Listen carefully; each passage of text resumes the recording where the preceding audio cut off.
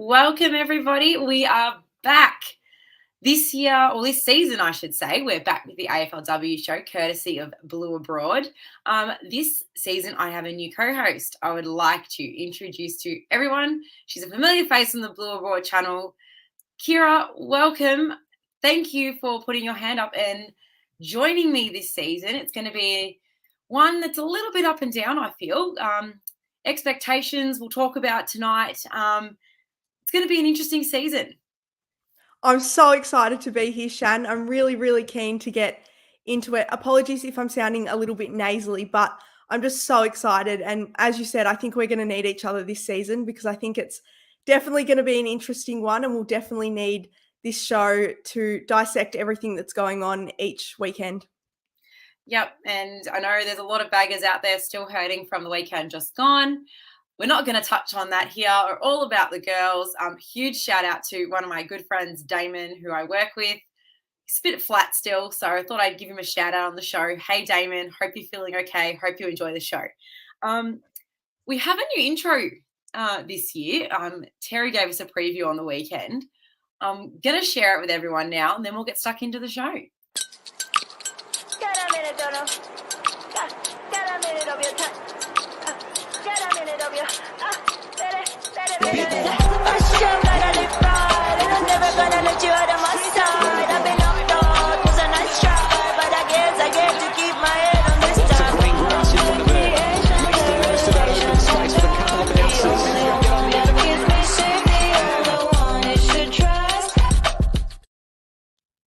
If you're not dancing while you're watching that, I don't know what you're doing.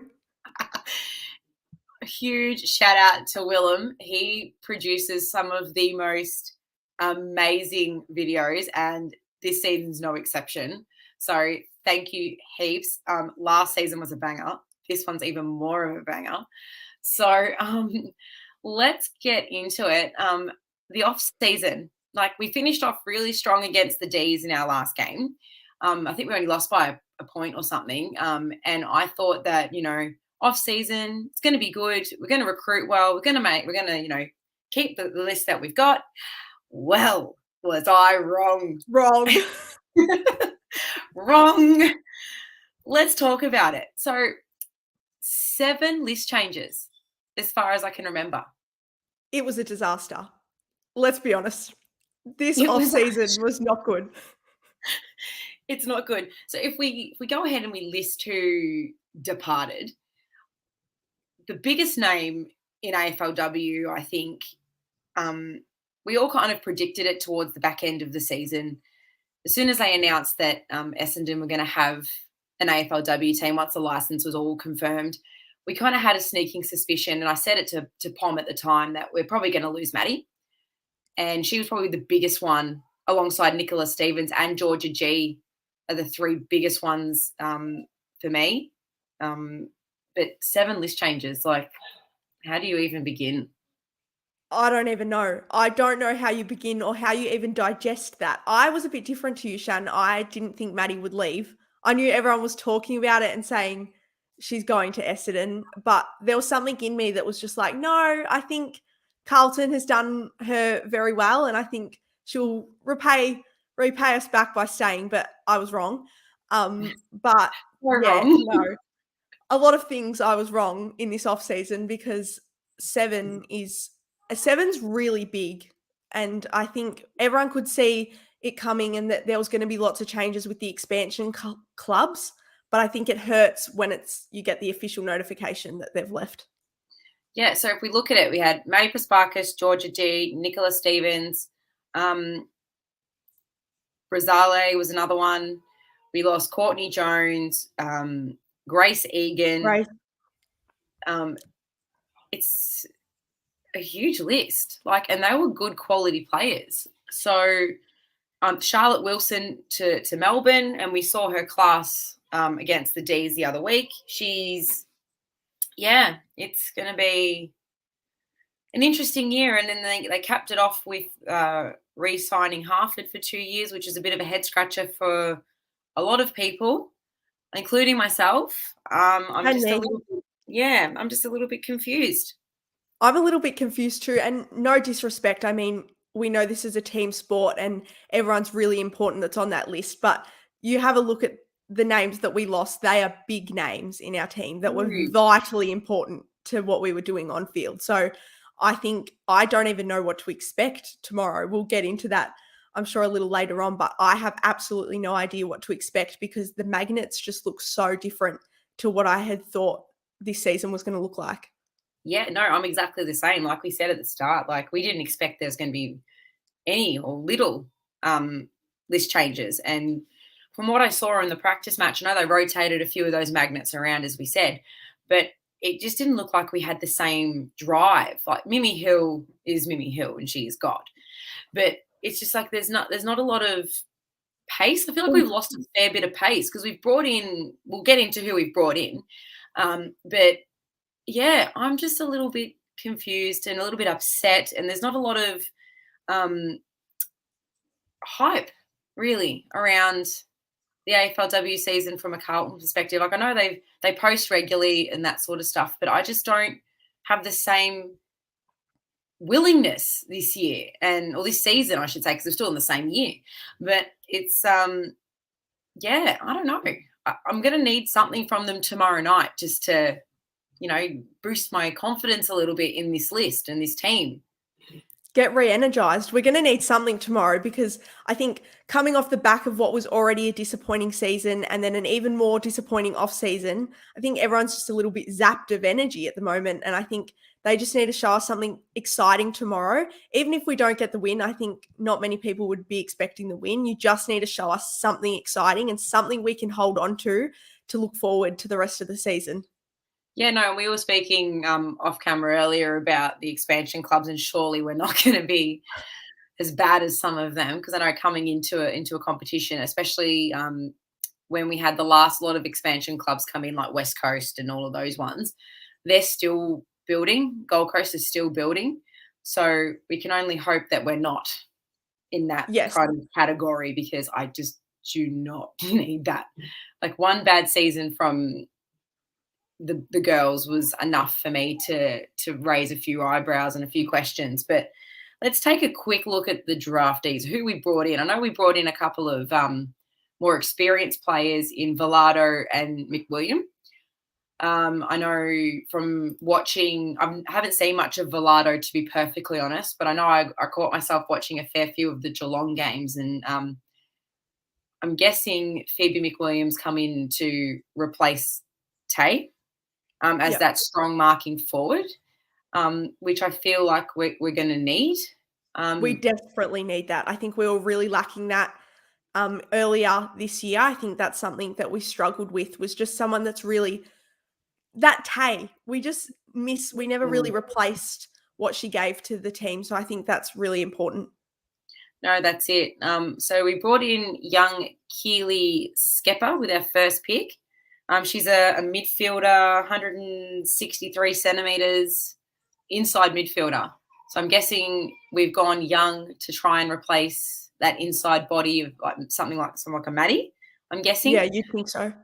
And I know I saw Mia Austin play last week in the Pracky match against Melbourne, and I thought she showed a little bit, which is good. Good to see. It's going to be very interesting. We only had, I think that's in the first round. We didn't have many picks. So Lily Goss, don't know too much about her yet, and they didn't really go into too much detail. I'm just having a quick squiz at who was picked up, and Jessica Jones, we picked her up from North Melbourne. We also lost Brooke Vernon to the Western Bulldogs. Didn't know that. There you go. Yeah, we lost a lot. We did. They keep coming. Yeah, and it's I don't know. And you can't just replace them in the draft. That you can't expect these draftees to walk in and have the same impact that Maddie and Georgia were having in the team. That's just not realistic. So I think it's going to be very interesting. Yeah, so we got Annie. I know that was from last year, but I'm keen to see the likes of like a Imogen Milford. She showed a little bit. She hopefully gets a few more games this season. It's just going to be one of those years where we just don't know what we've got until we watch it. Yeah, it's a bit of a Lucky dip, I suppose. It is a bit of a lucky dip. Wait and And I see. know, yeah, well, they named the leadership group over the last little bit. I want to get your thoughts on how that's structured, because I know they've got Karen Harrington's been named as the skipper again, which is fantastic. She's a great leader, real good people person, loves to interact with the fans, and you kind of need that strong leader. But you've also got now, I think it's a little bit, I think they've waited too long to do this, but they've brought in Darcy Vesio as a vice captain, along with Jess Del Pos. And then you've got your emerging leaders, which I think is smart by the club, because you obviously want to look to who your future is going to be wanting to lead this group. Yeah, no, I was really impressed with the emerging leader element to it. I think you look at the men's competition and we have a whole leadership group, and that's where you're able to really develop the next leaders of the football club. And that's really needed, I think, in our women's team. So I'm really happy that they've gone down that path of looking at the future, not just what's happening right now, which is all very important. We obviously want to win right now, but we also need to look after the future of the football club. So I think it's really, really smart, and I'm really impressed that they went down that path. No, I'm actually thrilled, because you want to see that putting steps in place, because obviously Kez isn't going to be around forever, and we kind of want that to, flow down into the future leaders. And I see Mimi Hill is definitely one of those future leaders, and Abby McKay as well. She also showed a little bit in the practice match, but going back to that practice match, you could just see the class of Melbourne shine through. There was just literally, yeah. There's nothing you can say, nothing you can do, no magnets you can flip. They're another class above. I think even now with the new expansion teams, I'd almost say there'll be 3 levels in the AFLW. There'll be those really top tier of the Melbournes, Brisbane, and then you've got sort of hopefully us in the middle range. And then I think you'd probably see the expansion. Some of them will excel. I think Essendon will do really well, but I think some of the other expansion clubs we might see on the lower end, just as they gel together and really work out their way in the competition. So I think it will probably go from a bit of a split of 2 to almost 3 now. Yeah, well, just listening to the other captains, they all pretty much had your Adelaide, Brisbane, and Melbourne as your teams to beat. Freo was surprisingly not mentioned as much. I know they've lost Antonio with a long injury, which is a big blow for them. But yeah, no, it's going to be an interesting concept to see how each team kind of sits on the ladder and where we fit into that.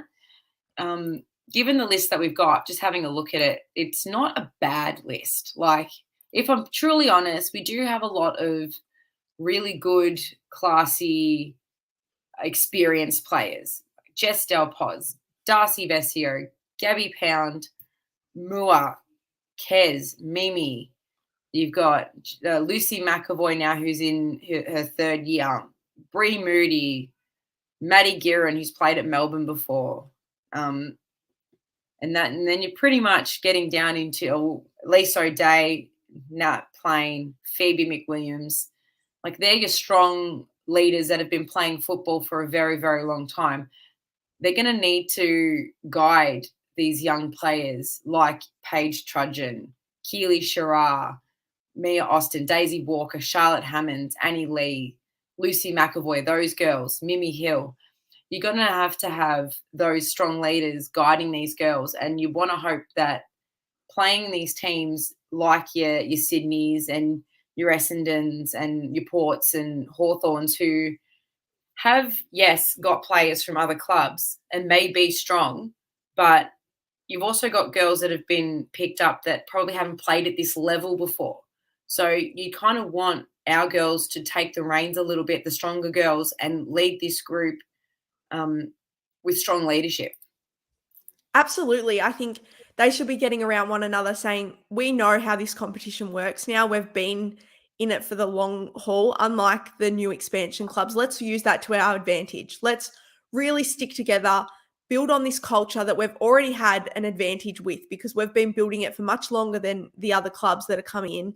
Let's really make our relationships with one another and wanting to win for one another our core and the reason we win this game, because we want to do it for each other more than the opposition want to do it for each other. And I think Half spoke at the Premiership reunion a few weeks back now, and he said the fact that we lost a few players in the off-season, albeit very important players, it's not going to derail our season, and who knows what's possible. And I know coaches always speak a little bit of, dribble before the season starts, wanting to get everyone's hopes up. But I think I did believe what he was saying, and I do truly think that they're not going to let this isn't going to be the excuse for them. They can't let the fact that we lost some really important players be the excuse. They just need to step up and be that important player this season. So I think there's a really exciting opportunity for those more senior players to step up, step into that role, and you become the Maddie Pressparkas of the team. You become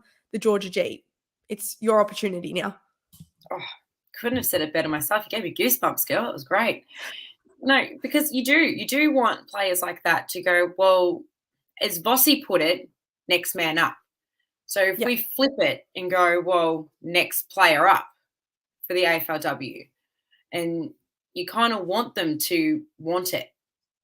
Absolutely. I know Darcy Vesio, they were very upset with how the season ended, and they came out and they said they're a Carlton person. That to me, I actually shed a tear because I love Darcy and what they stand for.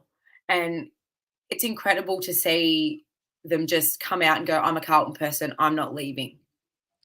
They're the kind of people who want the club. 100%. When I think of this off-season, I remember seeing a tweet, and I don't know why, but when I think of this off-season, I will always think of this tweet. And it said, my daughters love playing and watching AFLW, and they love Carlton, but it's becoming really, really difficult for them to keep following when their favourite players keep leaving every season.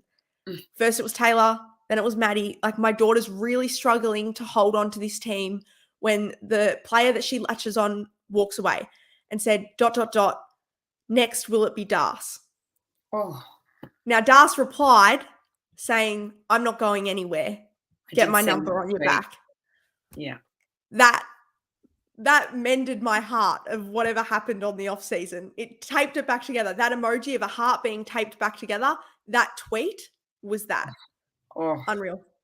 No. Well, one of our longtime watchers, he's back again. Welcome back.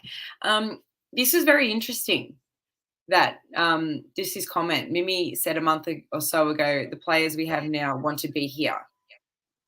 So while we did lose some good players, it seems one faction has left the club. So spot on.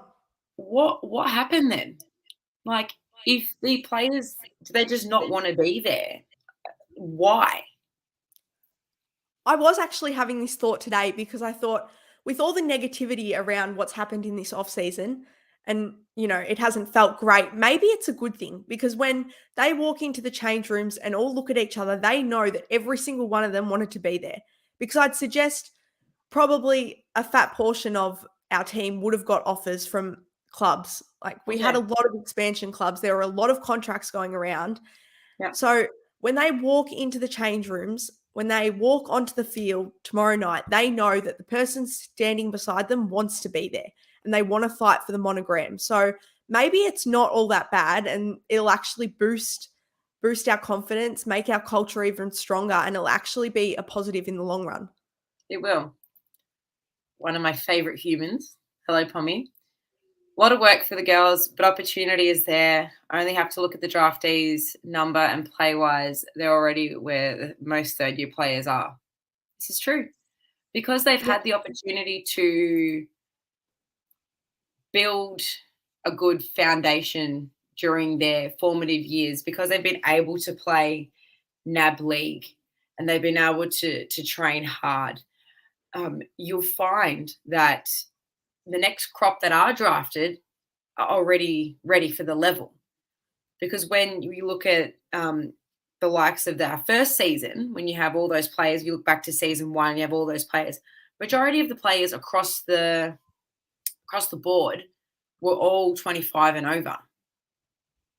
Absolutely. They're all having the pre-AFLW experience now. They're all getting the same opportunities at really honing in on their craft early on. They're all getting NAB League, local level. They're now having the same path into professional full-time sport as the men are having. And that will make a really big difference to the game, because we're already seeing with the draftees that are coming in now, they're so much stronger than the draftees we were getting 3 years ago, because they've had a completely different path to get to where they are right now. So it'll be really interesting to see how they go, and if you can really tell the difference of them already being ready to take that next step. 100%. And I know, working in the position that I do for full-time work, we're actually creating pathways right through from Auskick for girls. It's awesome.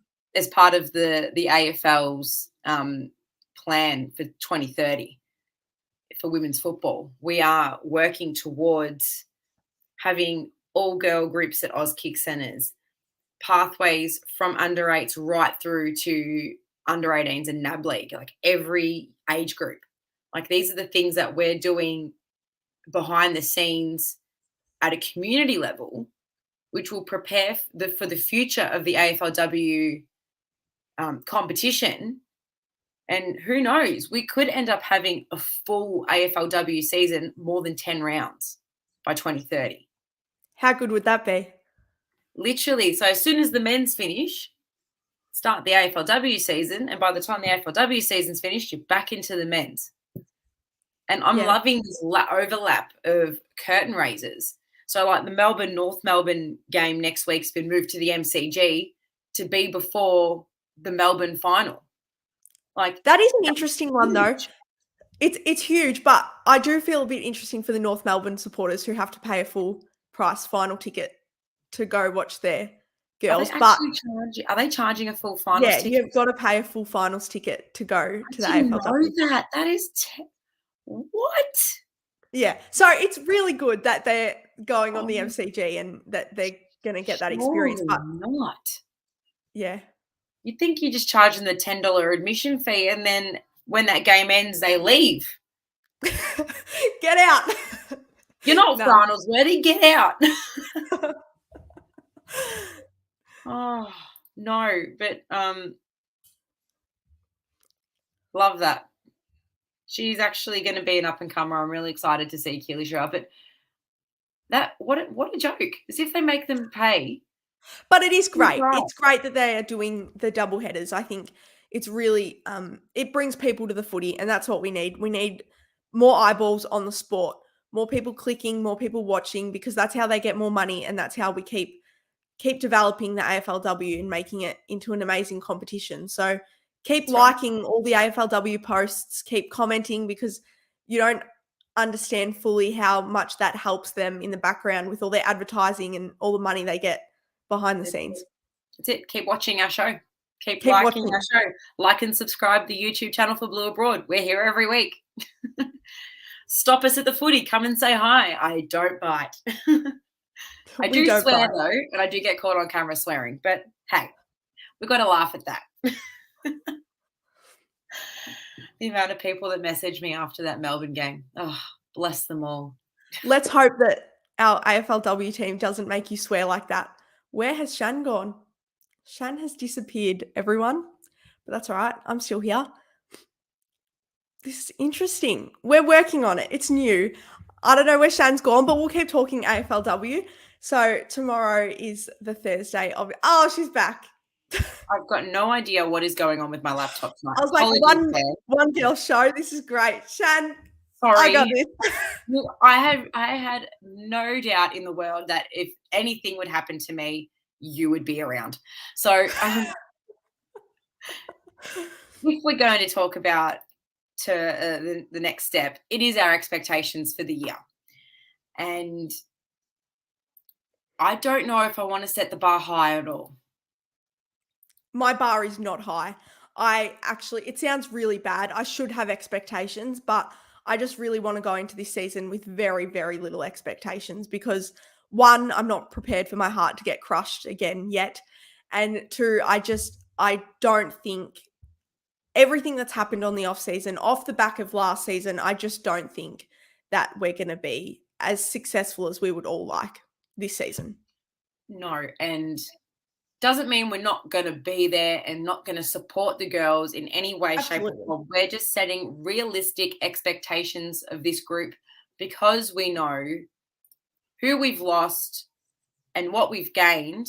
But I just hope that whatever game plan they're going to try and execute this year, like, don't openly come out and just say all these things and then don't deliver. And that was the problem I had with last season, was all the expectations were super high on all of them, and then round one came and we just didn't deliver, and then we lost the first couple of games, and then we're out of finals contention by round 4.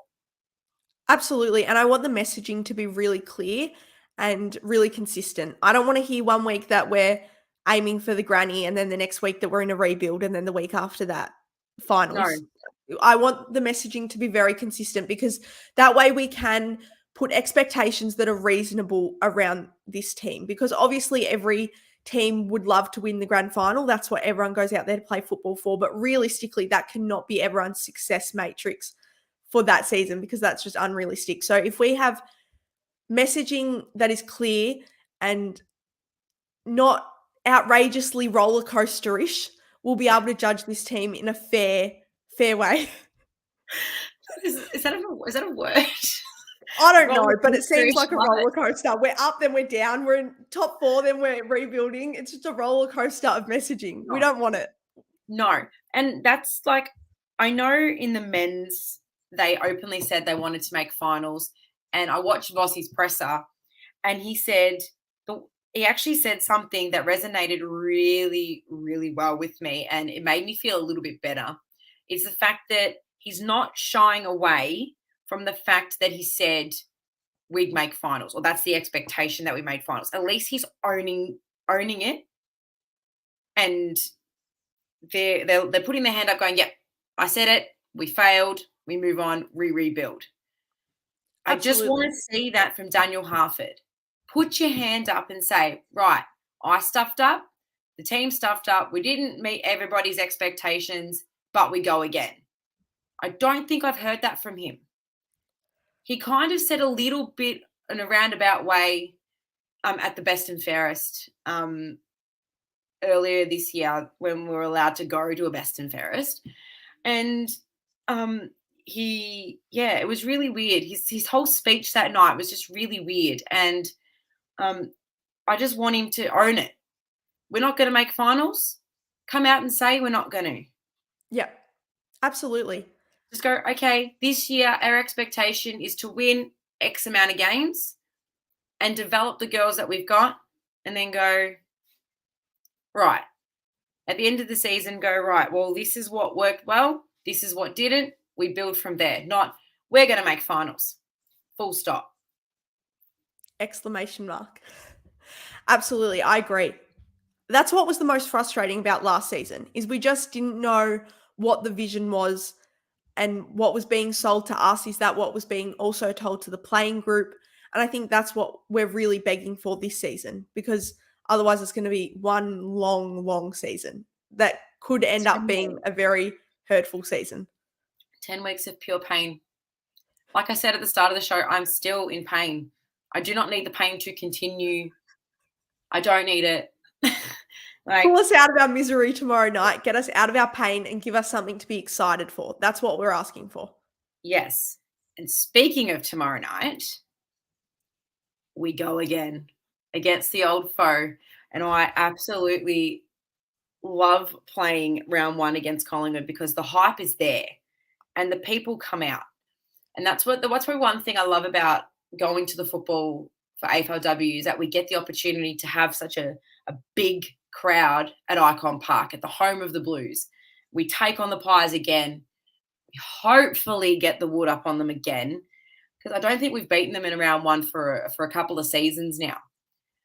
So yeah, I don't if think it's not so. too much to ask, please beat them. Please. Beat them, please. Please. We're begging you. Everyone I've spoken to has said there's no way Carlton are beating the Pies tomorrow night. I disagree. I think we can. I think you put your head down and you bum up, you put your arms around each other and you say, we're going to make this season something. People have written us off. People Good. have looked at the departures we've had. People have looked at our past season. Let's prove them all wrong. And let's do that tomorrow because the season's not long enough to in round 5 decide to switch on. You've got to switch on tomorrow. First bounce. Round 3 is too late. Yep. And that's the thing. Like having played this season in a different club for the first time, the expectation of us was just to go out and have a go because a lot of our girls were very new. And most of the time, my pre-game speech was, go out and have fun. Put your head over the ball, protect each other, and you just never know what the outcome will be. And lo and behold, we just missed out on finals. On percentage. Absolutely. Oh, Funny that. again. Funny that. Just click. But you know what I mean? Like if you go in there expecting to lose or not having the belief in yourself or the playing group around you, you're out of the game in the first 5 minutes in women's football. Absolutely. If your mindset's not there, then you're not gonna be there. Like you physically be there, but if you're not mentally there, especially in that first bounce, the Pies will walk all over you. If you look at the ins for Collingwood, if you have a look at Collingwood's list, they haven't really lost anybody except one girl that has actually come to us, and Pommy has mentioned her already. You're not gonna win games of football unless you're mentally switched on. Absolutely. If you go in thinking you're not going to win, what's the point of being there? Honestly, what is the point of showing up at the first bounce if you don't think you're going to win? You've got to have that belief in you because if you don't have that belief, no point being there, A, and B, there's absolutely no way you're winning the game of football. So they need to be switched on. I just wish in some instances last season, I should say, they would have turned on because it is a mind game. And we've said that from day dot. So if we have a look at our team that we have for tomorrow night, we have 3 debutantes, which is nice. Very exciting. It is very exciting. And so Mia Austin, Amelia Villado, and Phoebe McWilliams will all wear the navy blue for the first time tomorrow night. Mia being one of our draftees, Amelia from Collingwood. What a baptism of fire that is. And Phoebe McWilliam from Geelong. So I'm excited. Yeah, I'm really excited. Now that we've been talking about it. Also excited that Lucy's in the team. I mean, a few weeks ago, she was going to be missing until round 5, and now she's in the team. I think she still has to undergo a fitness test. I don't know whether that would have happened today or tomorrow, but I think she still has to pass the final hurdle. But that's very exciting that she's in our team because she would also be a really big loss, but she's in the team. I actually have a lot of hope and a lot of excitement. Now I'm getting very excited for the season. It's really close now. I know. Like just coming into today, I'm like, I've got the show tonight. Hopefully it gets me a little bit up and about. And it has. It actually has gotten me up and about. I'm actually really excited. Like if we have a look at, let's go now. Let's go camp outside Icon Park, yeah? But no, looking at our backline's actually quite strong. And that's probably one of the things that we've been able to maintain is our strong backline, apart from losing Charlotte Wilson. Charlotte Wilson's probably bigger name losses in that defence, but you've still got Paige Trudgeon, Mua Lalawifi, Brooke Vickers, Karen Peterson now, and Lucy McAvoy to round out the backs. So I'm pretty confident in that defence that they're actually going to take it up to those Collingwood forwards. And with the centre line of Del Pos, O'Day, Pound, Vesio, Good, Plain, McWilliams, Shearer, Moody, Hill, McKay, and then a bench of Maddie Guerin, Annie Lee, Daisy Walker, Amelia Villado, and Mia Austin. Quite a young team when you look at it with only maybe a handful of players over the age of 25. So Absolutely, but the confident. talent's there. They're all very talented athletes, and I think they've all got a lot of footy smarts. They've just got to gel, and as we've all said, work hard. That's it. And hi, Natalie. Thanks, Nick Newman, for the back line. He is very, very proud of that back line because I remember when we were at that VFL Essendon game, he actually said to us how proud he was of that back line. Good old That's Noodles. cute. He's been called Noodles. But no, I'm actually keen.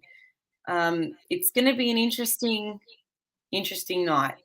It's they've got some. I think her name's Greta someone or other, Greta Ray, who's going to be performing Yes. from 6:30. I've never heard of her. Have you heard of her? Can't say I have. I'm sure I've heard her music. I need to look her up. I'll look her up after we finish recording. Yeah, no. We'll Google her. But everyone, if you haven't already got a ticket, um, get down to Icon Park tomorrow night.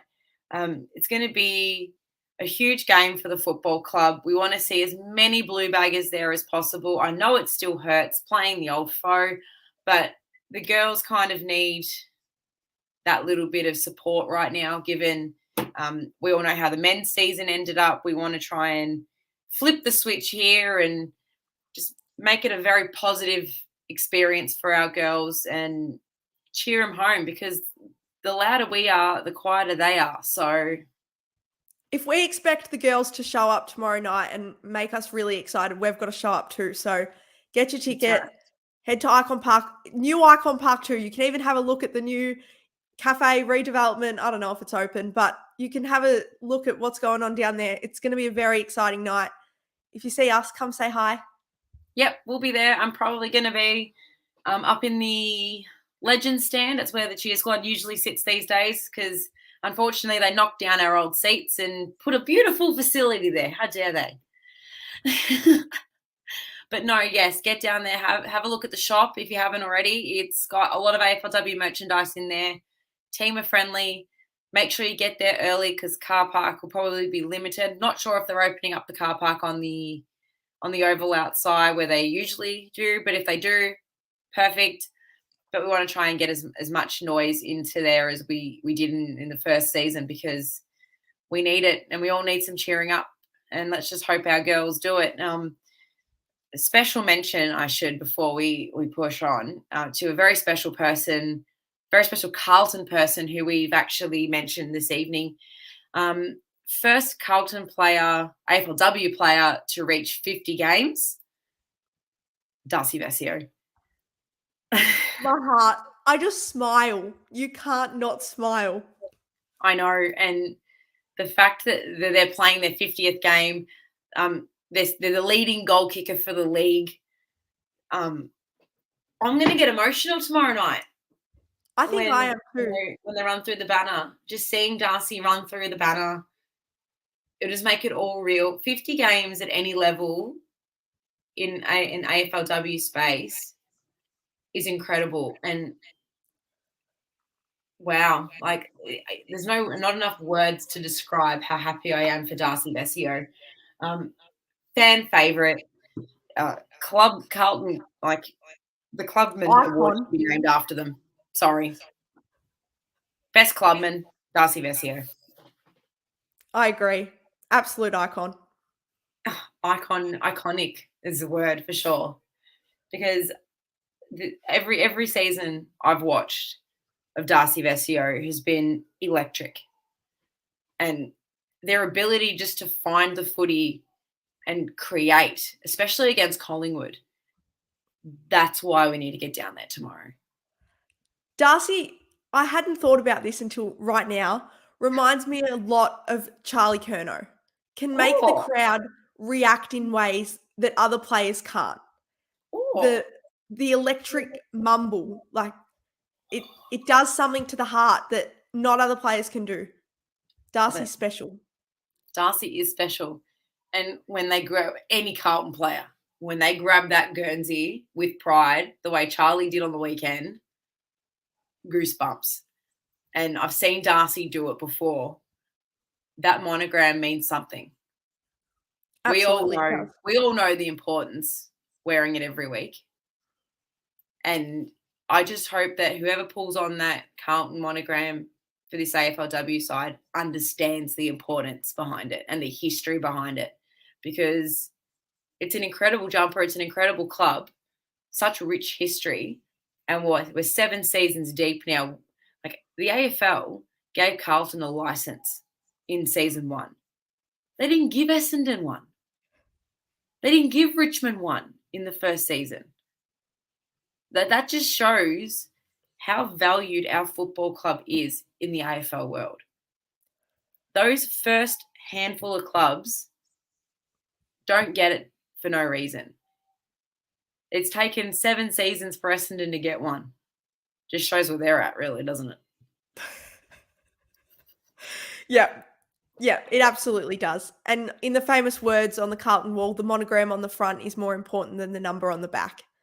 Yeah. And I think that's a message for any player that pulls on that jumper. So strong, isn't it? Like, just those words. And, like, even this here. Sure. Sure. Yes, Darcy please. can play forever. That's fine. I don't care. Darcy can play well into their 40s. Go for it. I'm going to do a list management course so that I can sign Darcy forever. Oh, that's not a bad idea. That is not a bad idea. Anyway, Kira, I think we're good. There's not much more we can talk about until next week, I don't think, because we won't know what's going to unfold until 7:10 tomorrow night. But it's been an absolute pleasure having you on this show. This is the first all-female lineup for a YouTube show. Woo! This is an incredible moment for us. I didn't even think about it until recently, until just now, actually. Like, I didn't think about it. Female lineup. I don't think there's any online podcast anywhere that has an all-female lineup. So I want to thank Terry again for giving us this amazing opportunity to use his channel and the Carlton People's channel to do something like this. It's incredibly important to me that AFLW is seen, and I'm so glad I get to share this experience this season with you. And I'm so glad I get to experience with you. No, this is really, really special. And yes, thank you, Blue Broad and Terry, for this opportunity. But super excited to get into season 7 and to be doing it alongside all of you. Beautiful work. Well, have a good night, everyone. Please stay dry because it's going to be a cold one, and please rug up tomorrow night. But we look forward to seeing you all. If you do see us, come and say hi. We don't bite, I promise. But no, we're always there to have a chat with anybody in the Carlton family. So enjoy the rest of your night, everyone. It's great to see you all again, and up the baggers.